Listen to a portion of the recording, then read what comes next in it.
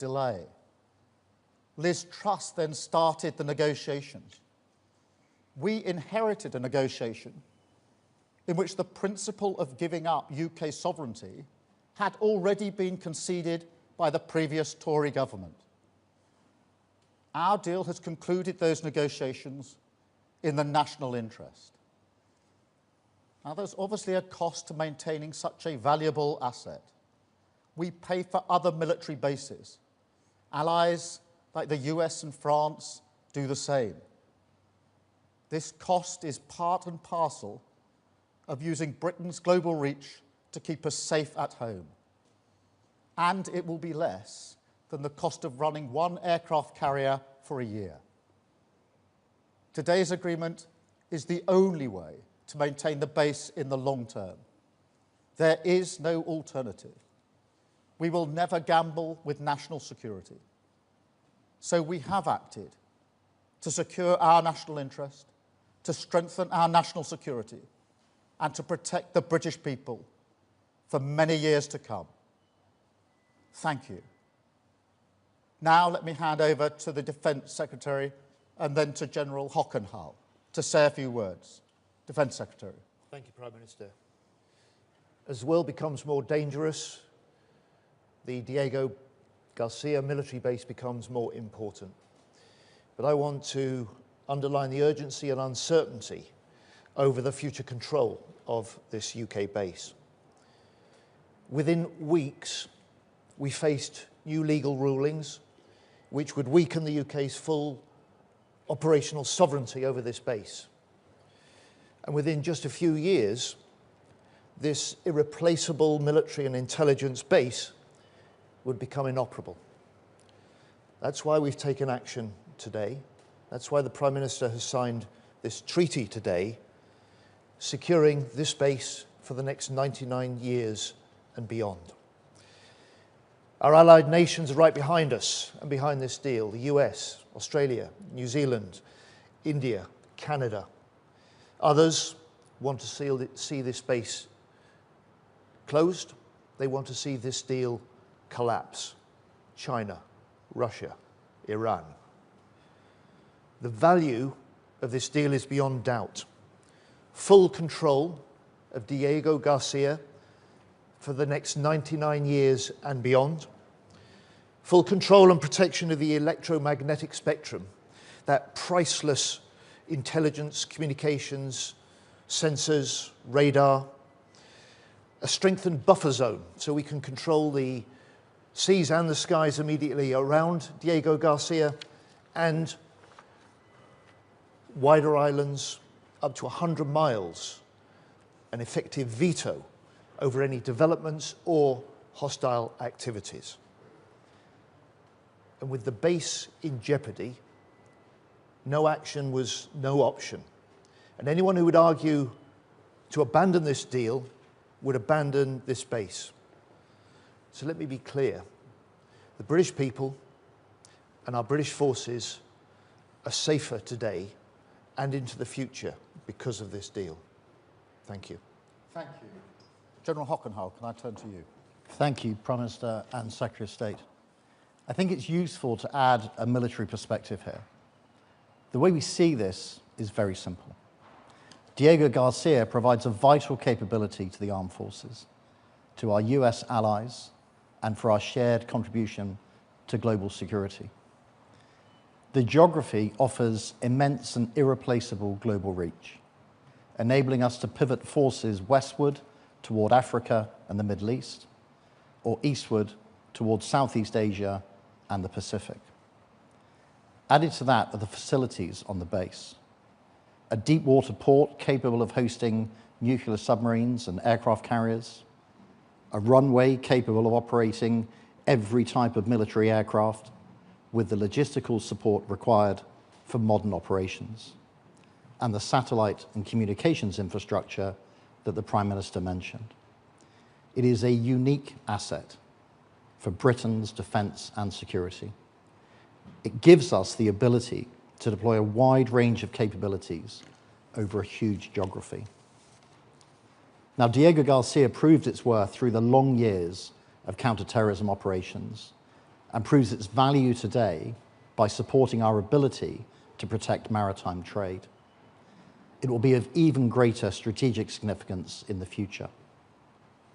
It keeps the United Kingdom safe and prosperous, and it allows us to work closely with our international partners. The use of Diego Garcia by US forces is a unique contribution to the military relationship between our two countries, and one that underlines the UK's commitment to burden sharing. Both our militaries will continue to benefit from our investment in these facilities for the years to come. Britain projects military power through such alliances and through assets like this base, which give us a global reach.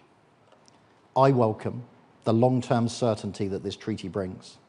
It will help the British Armed Forces in our efforts to support stability abroad and security at home. Thank you. Thank you very much. We'll now take some questions from the media. I've got Jonathan Beale from the BBC first, please. Jonathan. I've got a big bad voice. So first of all, if I could ask you, Prime Minister, two Chagossian women went to the High Court to try to stop this today. They've described this as a very sad day.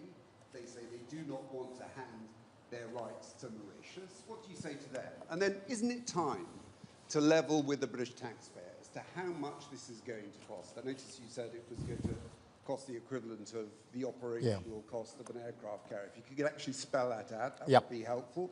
And Defence Secretary, is this money that you're going to have to pay to lease back the base going to come out of the defence budget?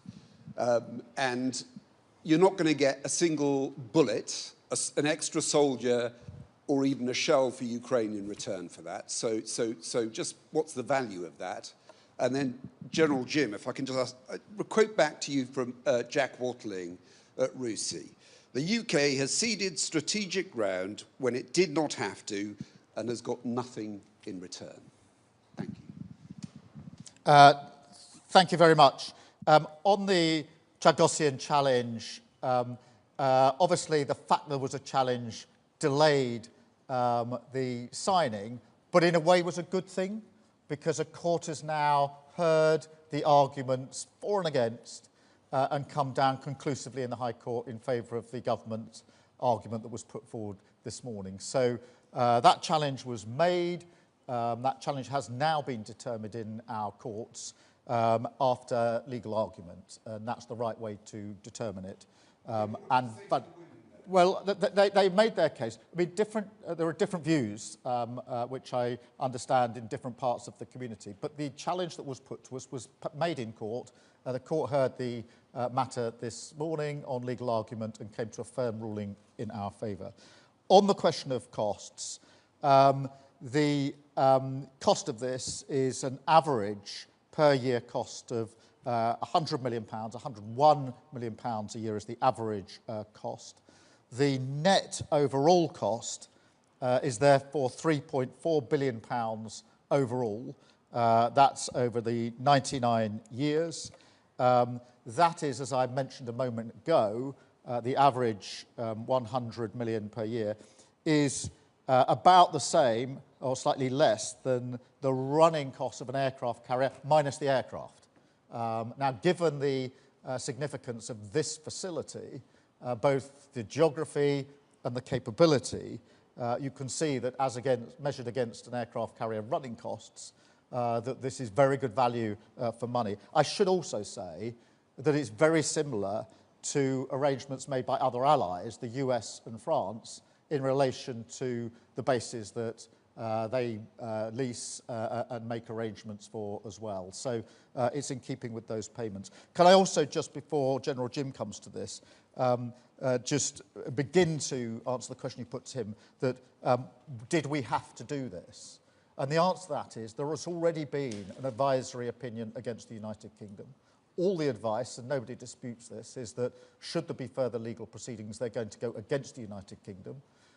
Before that happens, there will be interim measures taken, orders put in place. And even if the United government took the view that it would not comply with its international obligations, which would be a big step, others will, other countries and other organisations. And that means in terms spelt out that within months there would be interference with the capabilities at the base. Interference physically, but also interference with the sophisticated capabilities there, including spectrum as an example. And given the importance of the base for our safety and security, the safety and security for our allies, and the relationship that we have with the US, which is this an essential part of, no Prime Minister would allow that to happen. And my first duty as Prime Minister is to keep this country safe and secure. And no Prime Minister with that duty would allow this facility to be at risk, which it would be if we didn't sign this treaty. Thank you very much. Can I add, the last government recognised the jeopardy of British control over Diego Garcia. That's why, as the Prime Minister said earlier, they conceded the principle that negotiations were necessary. They conducted 11 rounds of negotiation before the election. They failed to do a deal. We picked up the challenge, we picked up the negotiations, we toughened the terms and the protections and the control that Britain can exercise through this treaty, and within 10 months we've landed this deal that the Prime Minister has signed today. Now, on the money, this is an essential investment in our national security. It's less than 0.2% of the defence budget. It means that we can invest to strengthen our armed forces to face down the increasing threats that we face. And I just say to you, as a result of this deal today and in the years ahead, our armed forces are safer and they're stronger because of what we do on Diego Garcia. And just before I pass to the General, can I just add on this question of why did you have to take this measure? It is worth reminding ourselves who is in favour of this treaty, this deal, and who's against it. In favour are all of our allies, the US, NATO, Five Eyes, India. Against it, Russia, China, Iran. And surprisingly, the leader of the opposition and Nigel Farage are in that column alongside Russia, China and Iran, rather than the column that has the UK and its allies in it. General Jim. Johnny, thank you for the question. Now, I respect Jack Watling a lot, but I'm afraid on this case I'm going to have to disagree with him, as I believe he's wrong in his view. The value of Diego Garcia, I think, has been set out in the remarks that you've heard from all three speakers. And as the commander responsible for operations on Diego Garcia, any risk to that future operation, to me, would be an intolerable risk to take with our national security. And I think that that risk would manifest itself in our capability to operate being eroded in the very near future. I think it would be downgraded, it would be degraded significantly over time. And ultimately, we run the risk of losing control. Now, I think that risk would be intolerable. We must have long-term assurance and control. There is no other viable option to provide that assurance and control. And the irreplaceable, vital, and in many ways priceless asset that Diego Garcia is, must be guaranteed for us to be able to continue our operations. It's an essential element of our fighting power. Thank you very much. I'll go to Catherine at GB News now. Catherine. Catherine Forster, GB News. Prime Minister, what do you say to people who can't understand why you can find 100 million a year, billions over 99 years, but you can't find money to support people with disabilities? And you were a human rights lawyer. You're having to make this deal because of an international legal ruling.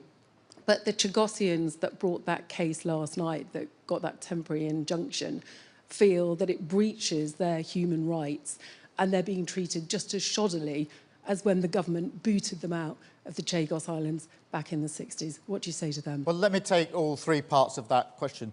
In answer to your first question, the answer is the first duty of a Prime Minister is to keep the country safe and secure.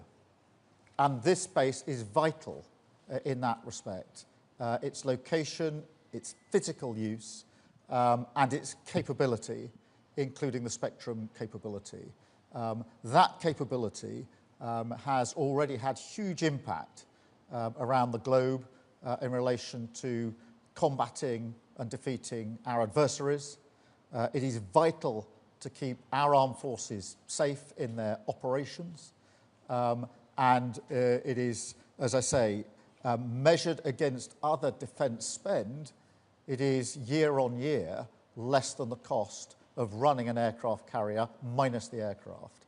And so it is really important that a Prime Minister doesn't shirk when it comes to national security. That is the number one duty and responsibility of any Prime Minister.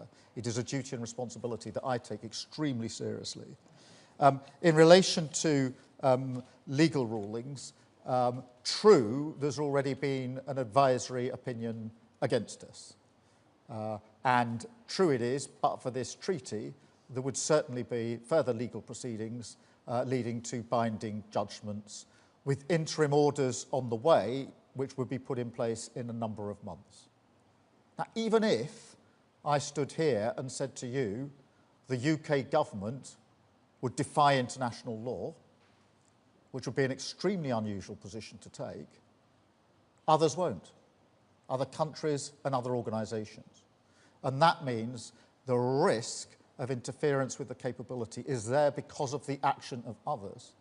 And once that uncertainty comes into place, then that means the ability to control physically interference with the base, to control interference with things like spectrum, is immediately in place, which risks the capability of the base and puts it at risk within a matter of months. Nobody knowing the capability of this base and the importance to us and to the Americans, nobody who's looked at this in any detail would ever put that capability at risk. So yes, there's an international law question here, but my decision is actually based on our national security and the action of others, and faced with advice that that capability would be lost in a short period of time because of legal uncertainty, and knowing how important the capability is, that's not a decision that I or any responsible Prime Minister would ever take. And anybody who argues the contrary, in my view, is not fit to be Prime Minister. On the question of the Chagossians, look, there are different views amongst the community, but there was a legal challenge, and that argument had to be made. And in a way, I'm glad it's made, because now it has been aired, now it has been heard, now it has been argued in court. But what happened at 12:30 today is we got the judgment of the High Court, having heard the arguments, and that judgment was in favour of the government. Thank you. I've got David Shepherd from the FT. Thank you, Prime Minister. David Shepherd from the Financial Times. Forgive me for asking a little bit more on the numbers around this. You've spoken of 101 million average over 99 years and a total cost of around 3.4 billion. A lot of the journalists here are asking, if you times 101 million, you get closer to 10 billion. Yeah, can I deal with that straight away? That is the net cost, and the reason it's put in those terms is because that is how the government accounts for it, it's how the OBR counts the cost, and it's the way public sector projects are measured. In other words, what's the net cost today? And that is £3.4 billion. Obviously, over time, with inflation, then that is the net cost. But this isn't a way of presenting it for the purposes of this particular project. That is the way that governments present an account for public sector projects. It's the way the OBR takes account of them when they're doing their assessments. And whether it's defence and, in fact, nuclear, that net cost is the cost that's used, which is why the figures are presented in that way. The 101 million is the average rolling over the period of the lease, which is 99 years, extendable by 40 extra years. Having got the maths out of the way, can I ask my actual question?